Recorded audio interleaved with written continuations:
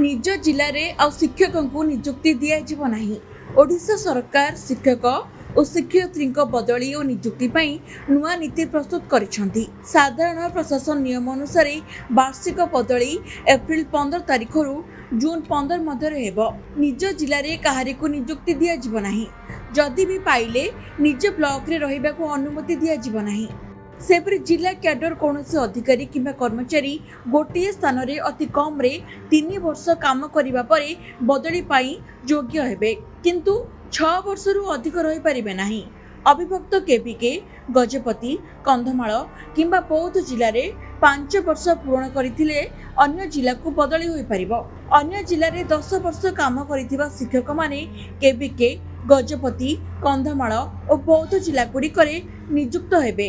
अवसर ग्रहण करने को 2 वर्ष थिबा अधिकारी को जेउठारे अछंती सेठारे रखिबा किंबा सेमाने निज जिला को बदली होई परिबे।